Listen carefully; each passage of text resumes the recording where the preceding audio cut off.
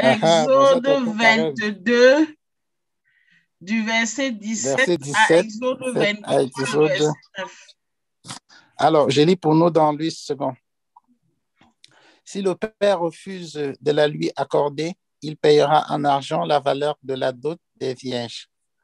Tu ne laisseras point vivre la magicienne. Quiconque couche avec une bête sera puni de mort. Celui qui offre des sacrifices à d'autres dieux qu'à l'Éternel seul sera voué à l'extermination. Tu ne maltraiteras point l'étranger et tu ne l'opprimeras point, car vous avez été étrangers dans le pays d'Égypte. Tu n'affligeras point la veuve ni l'orphelin.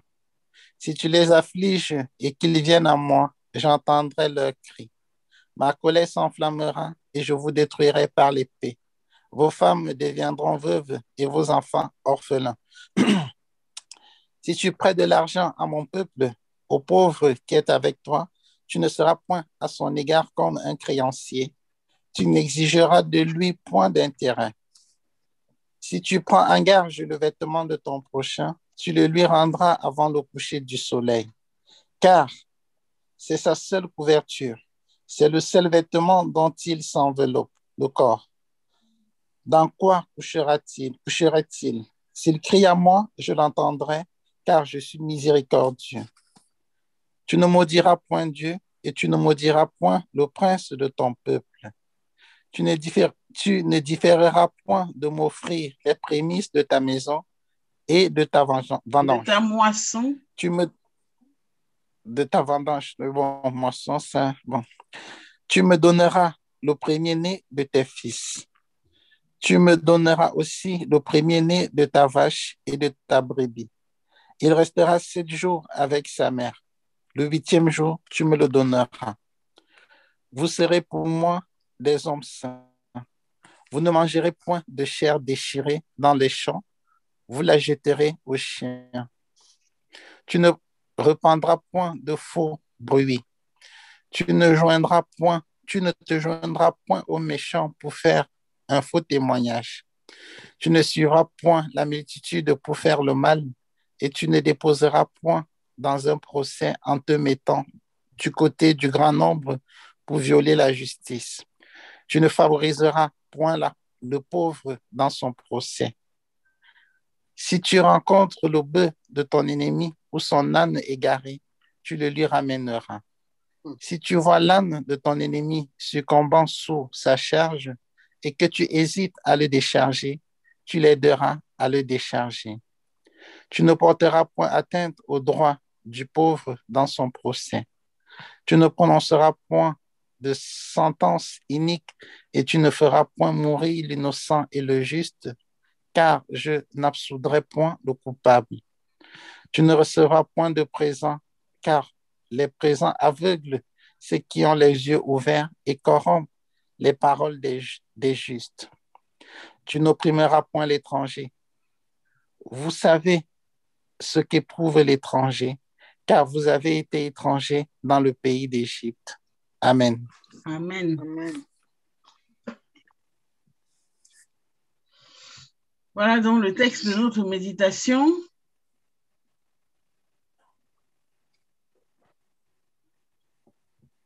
Nous allons échanger autour de ce texte. Et texte, c'est le livre tiré du livre de l'Exode. Exode qui est la sortie du peuple juif de l'Égypte. Alors, qu'est-ce qu'on va échanger autour? Qu'est-ce que ce texte nous dit?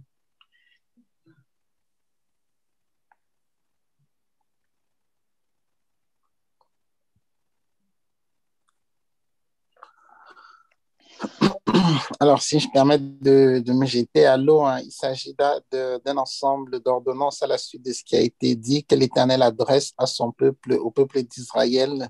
Et ces ordonnances, d'une part, portent sur la nature de nos relations avec l'étranger et sur la façon dont nous devons nous comporter quand nous devons témoigner dans un procès.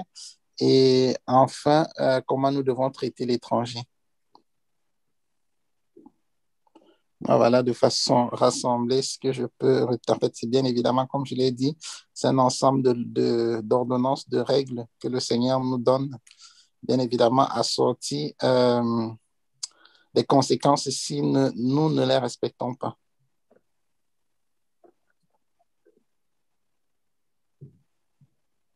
Et quels sont les interdits là? Qu'est-ce qui nous a choqué? Qu'est-ce qu'on voudrait, qui suscite vraiment qu'on partage? Qu'est-ce qu'on voudrait partager là-dedans? Qui suscite en nous un partage? On nous dit quiconque couche avec une bête sera puni de mort.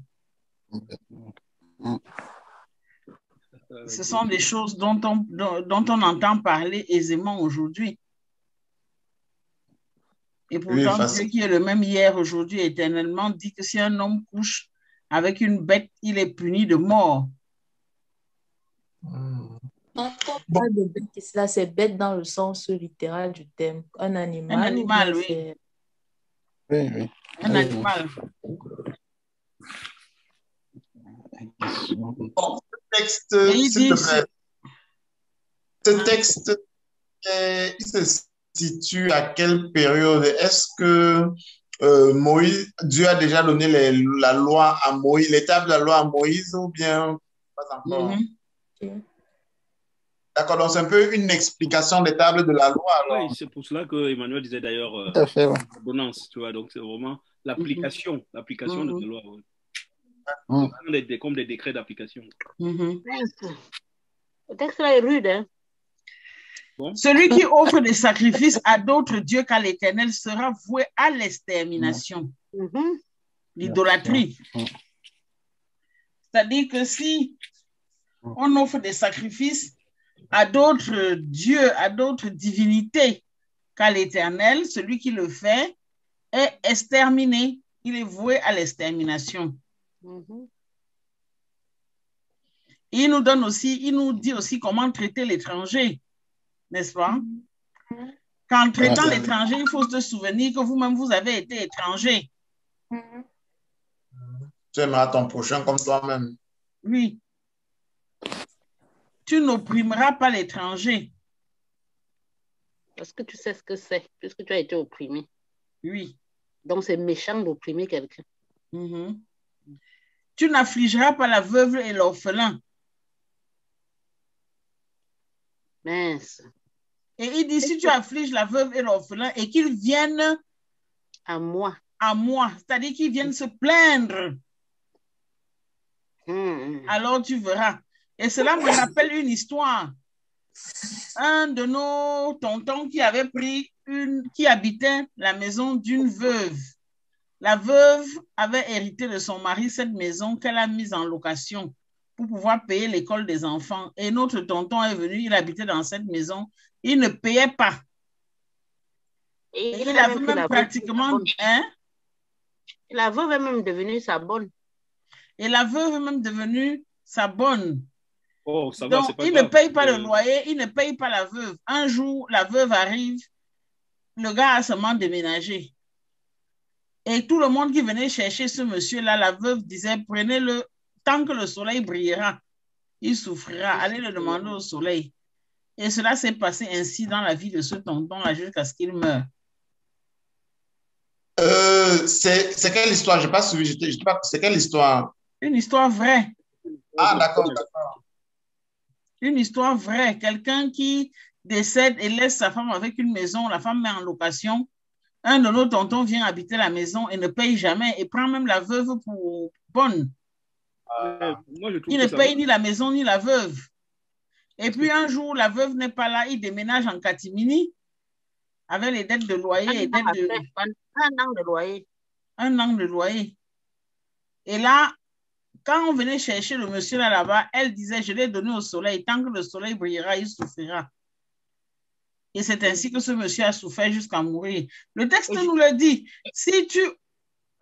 Jusqu'à présent, il y a des répercussions dans la vie de ses enfants. Oui.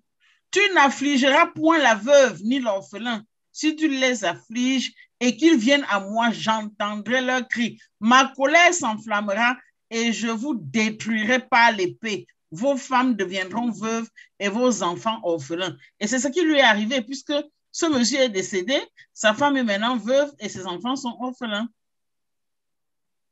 Et en souffrance, tous en souffrance. Oui, tous en souffrance. Hein.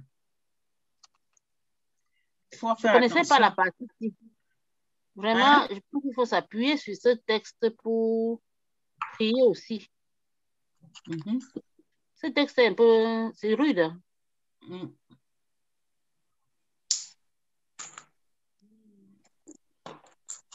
Moi, ce que je trouve aussi important, c'est quand Dieu dit il faut bien traiter l'étranger parce que le peuple d'Israël lui-même a été étranger en Égypte, tu vois. Donc, ça veut dire, souvenez-vous de là où vous étiez et traitez, si on vous avait maltraité, sachez que, voilà, vous étiez étranger quelque part et maintenant, pensez à mieux accueillir d'autres parce que vous-même aussi, vous étiez dans ces situations-là, quoi.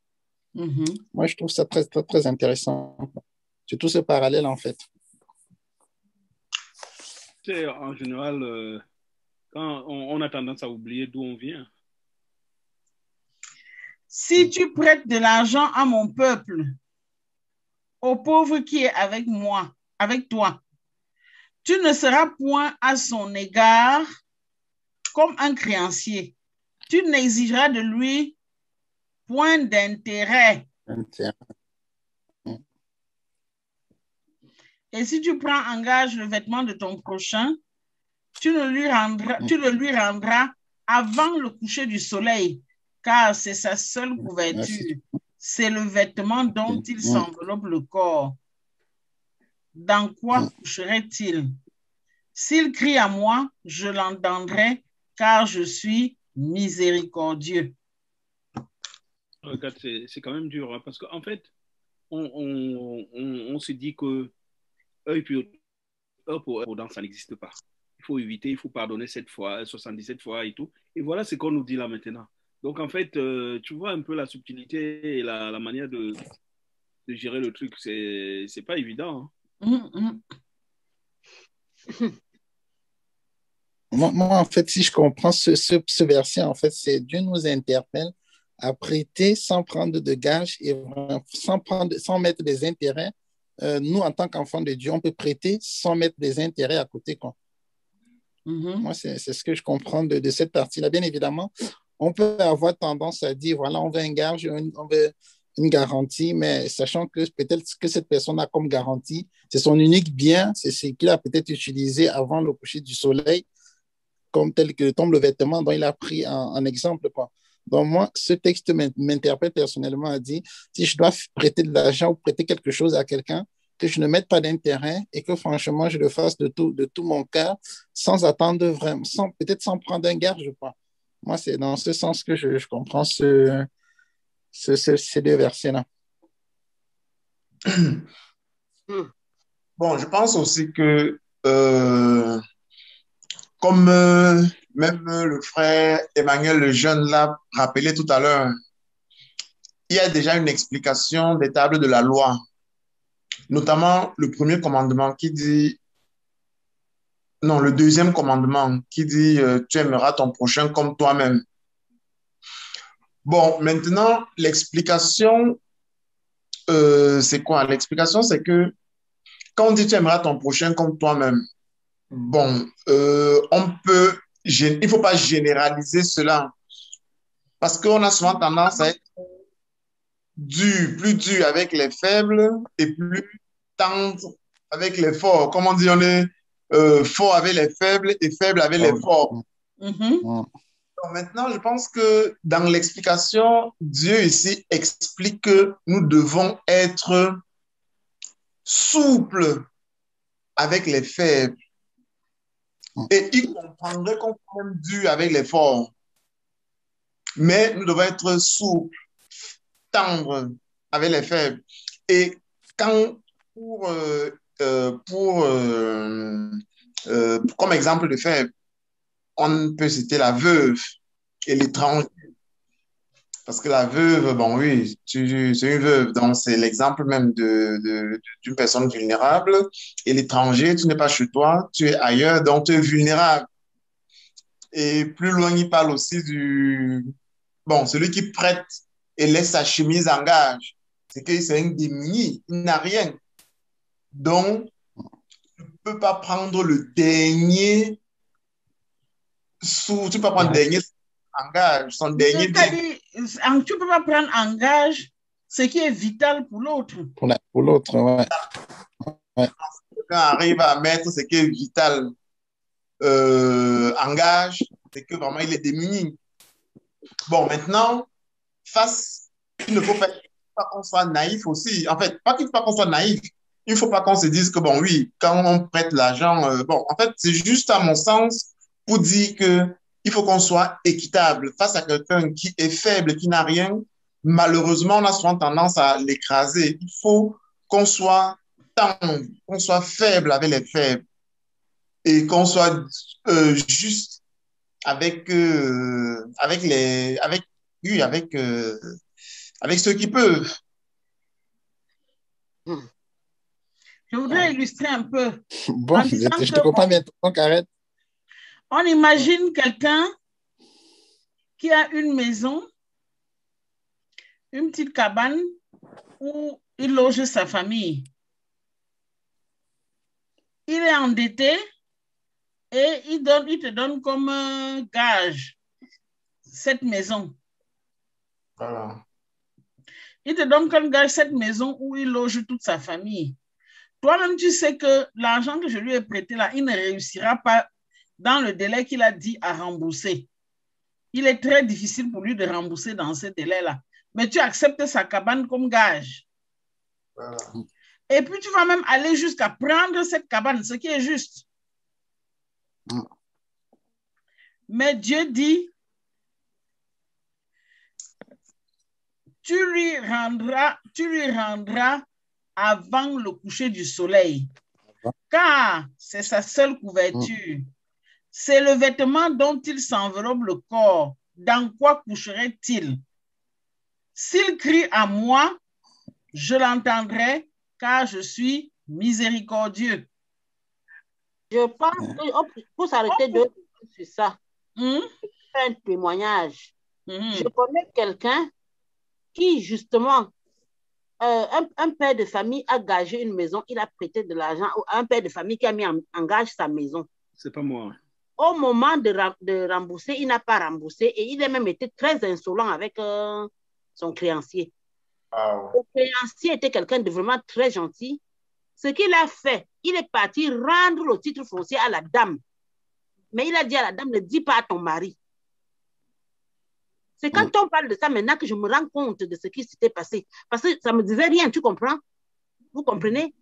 Il a dit à la femme, ton mari m'a emprunté de l'argent et a mis en gage votre maison familiale. Il ne rembourse pas. Maintenant, il fait des problèmes. Je te donne le titre foncier parce que je ne peux pas vous déloger. Okay. Donc, vous avez mon argent, vous venez me rembourser.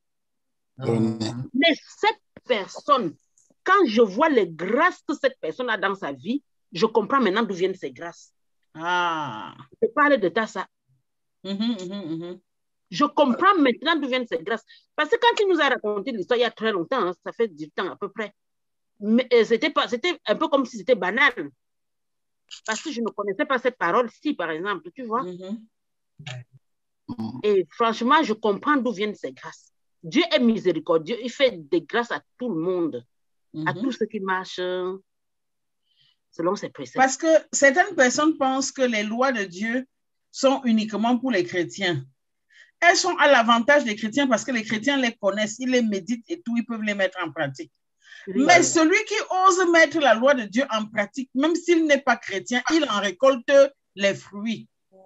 Absolument. Parce que ça a été écrit, c'est une loi. Une loi, exactement. Donc, que tu sois païen et tu mets cette loi en pratique, tu vas récolter de nombreuses bénédictions seulement à cause de ça. Oui. C'est très intéressant. Oh là là. Tout à fait, tout à fait. Oui, c'est bien de méditer, hein. Vraiment. Moi, par contre, il y a un verset qui m'interpelle et qui m'intéresse beaucoup. C'est le verset 8. Tu ne recevras point de présent, car les présents aveuglent ceux qui ont les yeux ouverts et corrompent les paroles des justes.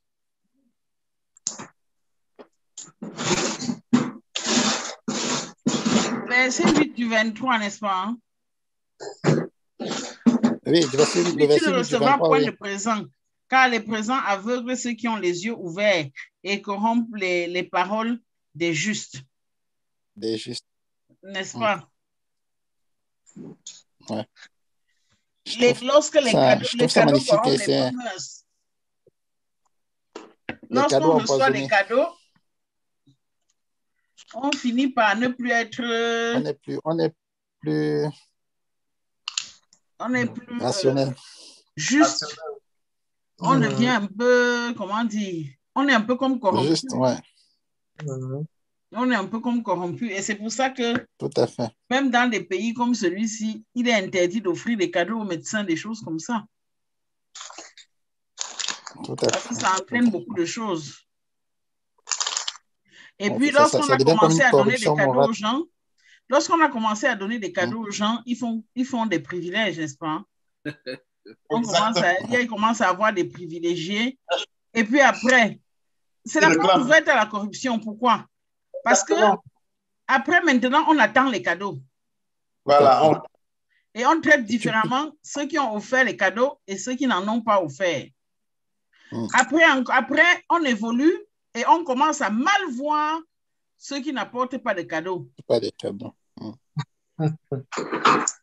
C'est ça. Non, c'est pas bien les cadeaux. Ouais, non, c'est pas. Il y a vraiment des cadeaux empoisonnés. Ah, tu dis Non, ça. je ne sais pas si c'est comme ça qu'on peut dire ça. Non. Tu sais ce qu'on appelle le chongongong?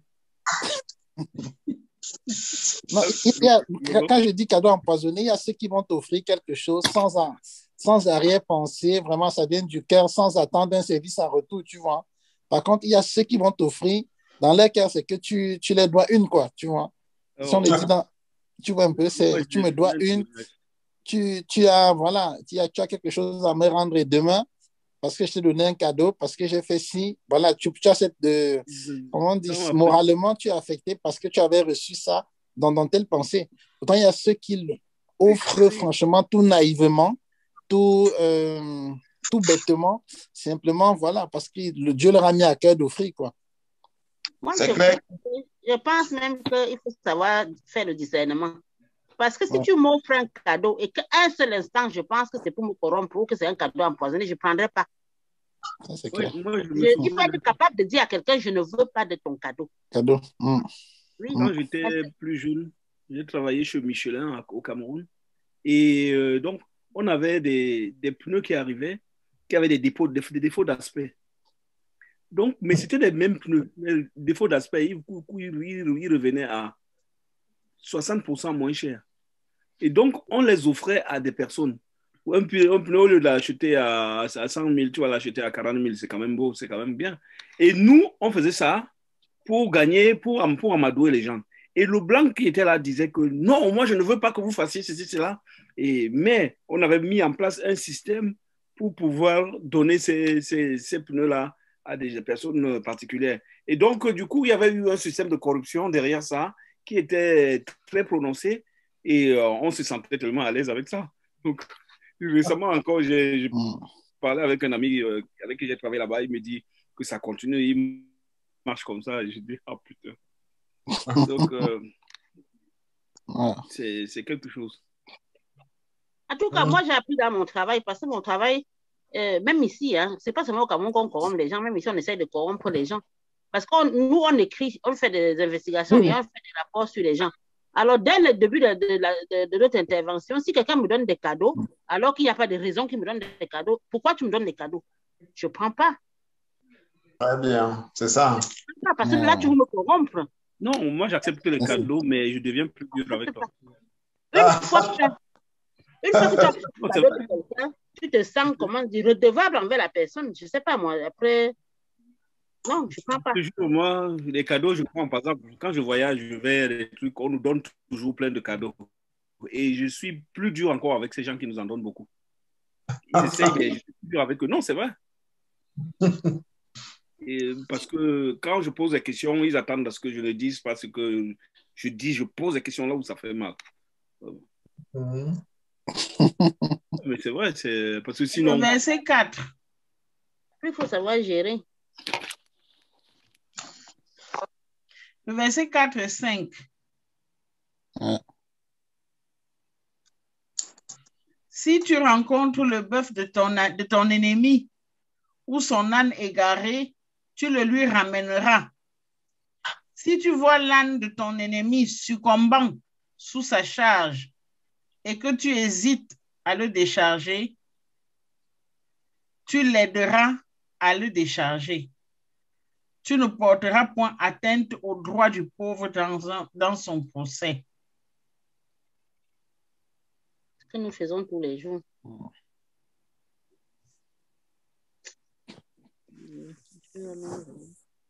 Ouais, il y a un truc qui m'a marqué, c'est, je sais pas, bon, comme je sais que Sœur Agathe, elle est féministe, elle ne veut pas parler de ça.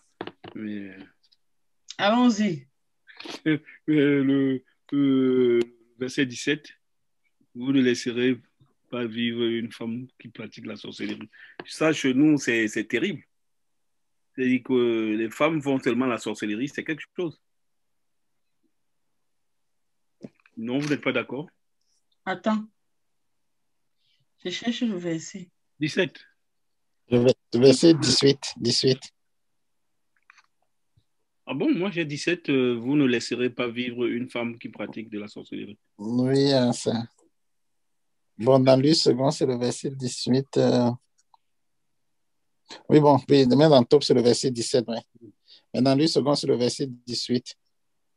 Oui, on se rend compte que, en fait, au Cameroun, par exemple, ce qui caractérise une femme, c'est l'ungrimba. Ça veut dire quoi? Ça veut dire que la magie, comment est-ce que je fais pour arrêter cet homme, pour qu'il ne parte pas, pour que je sois bien avec lui. C'est clair. Non, tu n'es pas d'accord? Je cherche encore le verset 17. C'est 22. Le verset, si tu as lu second, c'est le verset 18. Ah. Du chapitre 22. OK. Oui, c'est 18. Tu ne laisseras point vivre la magicienne. Oui. Moi, je dirais que dans ma prime jeunesse, je n'ai jamais connu une femme qui n'est pas sorcière. Non, c'est vrai. Hey! Non. Hein? Je t'ai dit la vérité. Donc, toutes les femmes sont des sorcières. Non, c'est pas ce que je dis. Ça, c'est... Je dis que moi, chaque femme que je connaissais, il y a toujours... Je me rends compte après qu'il y a toujours une dimension sorcière dedans. Et puis, la seule, peut-être c'est pour ça que je l'ai épousée, la seule que je n'ai pas vue comme ça, c'est Madeleine, mais bon. Mais les autres, c'est quelque chose. C'est toujours un truc pour me faire un truc. Donc, je ne comprends pas.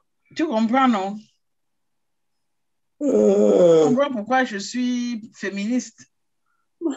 Bon, pourquoi? Parce que tu traites toutes les femmes de sorcières. Non, je dis, c'est pas moi. Il faut qu'on se défende. Mais ça, regarde, c'est la Bible, c'est pas moi. Hein.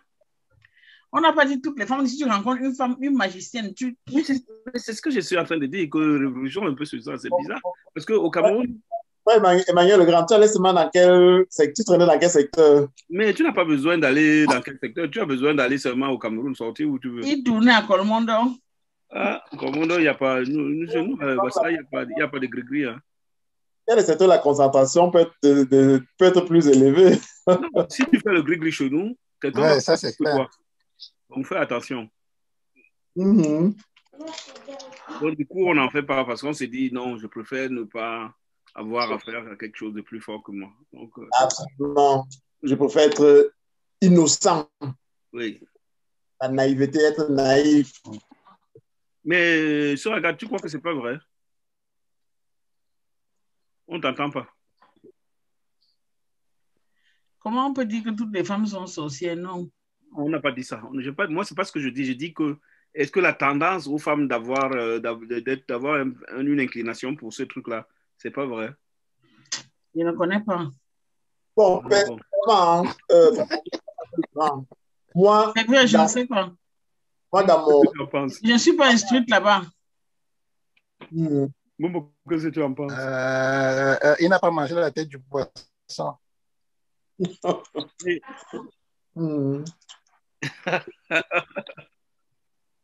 Ah, tu sais, moi, Allô? si je viens, je prie d'abord bien fort. Tu fais ce que tu veux, ça ne m'attrape pas. Ben, c'est ça, l'innocence. L'innocence. Ouais. Oui, le sang innocent.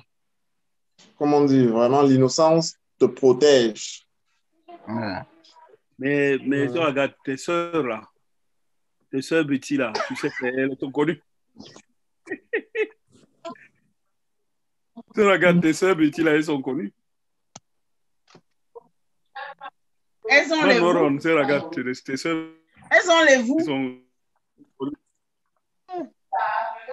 On dit qu'elles ont les vous. Oui. Abellez-vous. Abellez-vous. Ah ben, tu sais. À l'ouest, on dit qu'elles ont les femmes là. Mais c'est plus et puis, il faut les voir. Même avec le blanc. Je dis.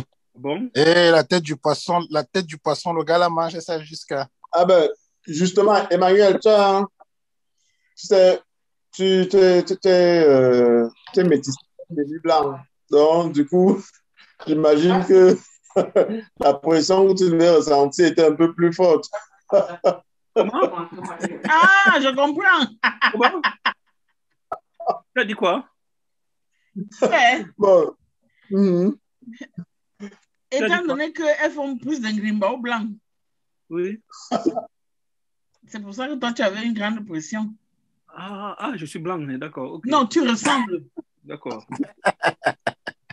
Tu sais, heureusement que j'ai grandi. Hein. Ça, c'était un truc qui faisait des histoires graves. Si quelqu'un me disait seulement que tu ressembles à un blanc ou machin, oh! Je ne déteste la personne jusqu'à la fin de ma vie. Bon, quelles sont les leçons que nous pouvons dégager de ce texte? Moi, je suis impressionnée par la leçon des cadeaux. Il faut faire attention aux cadeaux. Les cadeaux peuvent nous corrompre. Eh oui. Aussi, il faut faire attention, prendre soin des veuves et des orphelins et ne pas leur faire du mal. C'est tout ça. C'est ça qui me meurt. Maintenant, si quelqu'un me cherche, je vais prier. Hey. Non, il faut pardonner. Hein. Non, pardon. Non, je dis qu'il faut pardonner. Mon père a dit que si j'écris, je suis orpheline de père. Donc, Jésus a dit qu'il faut pardonner. Oui, mais je dis à mon père, et pas après, c'est lui qui voit. Oui, ça c'est normal. Là, ça c'est normal. Une troisième leçon.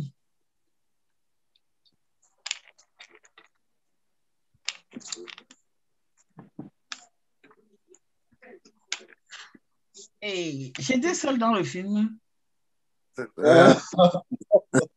parce qu'il y a tellement de leçons. Il y a beaucoup de leçons. De ne pas maltraiter les étrangers, de ne pas coucher avec des bêtes, de ne pas coucher avec des bêtes, de ne pas de ne pas être usurier. Figer l'orphelin et la vie. Il y a beaucoup de leçons. Nous voulons retenir 3 principales. Nous avons dit prendre soin des veuves et ne pas les exploiter, ne pas leur faire du mal. 1. 2. Faire attention aux cadeaux. Les cadeaux peuvent corrompre. 3e, éviter de maltraiter l'étranger, car nous-mêmes, nous avons été étrangers. Voilà nos 3 leçons qu'on voudrait retenir. Il y a beaucoup de leçons, mais on ne peut pas retenir toutes les leçons dans une méditation. N'est-ce pas? En tout cas, tout cela se résume à une certaine justice. Que Karel a résumé en être faible avec les faibles. Hein? C'est ça, non? C'est ça, c'est ça. Et ne pas être dur avec les faibles. Exactement. Ne pas exploiter les faibles. OK. Emmanuel a bien tout retenu, non? Il n'y a pas de souci. Ça n'a même pas pris une seule note. Pourquoi tu poses la question? Après, on revient, on montre encore comment on coupe. Tu appuies sur le, tu appuies sur, tu vois là-bas sur Tu fichier. appuies avant sur le bouton là, maman, parce que tu verras.